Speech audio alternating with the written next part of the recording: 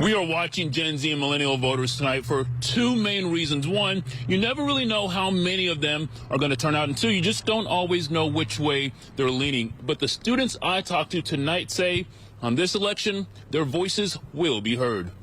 Whether standing in line, voting by mail, steering right, or turning left, we all have one thing in common.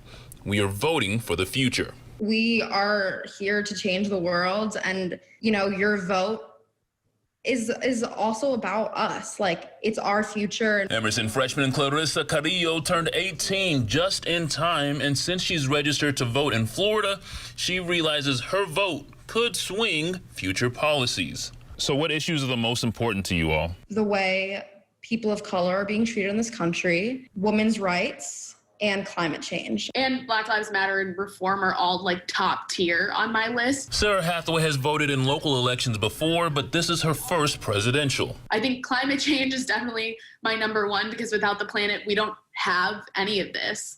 And then COVID, I haven't seen my family in a year. With the pandemic and a history of political apathy amongst young voters, there's plenty of reason for them to not vote.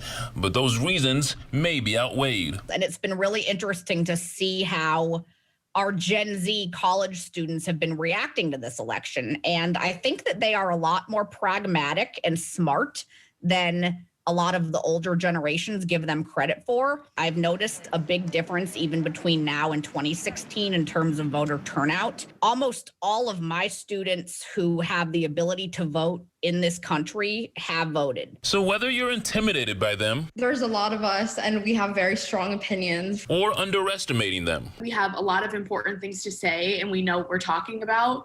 So maybe you should listen to us, and also try looking at voting from a philosophy of voting for people you don't know, voting for Gen Z, voting for people who aren't as privileged as you are. they just ask you think about their future as you cast your ballot. every decision that you make is affecting us a lot, and we have to reverse what you do.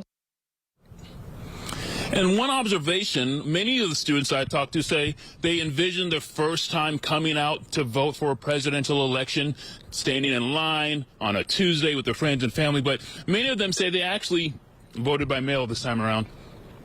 Interesting, Wale. And another observation, it sounds like these new voters are having a lot of discussions and talks about local and national issues.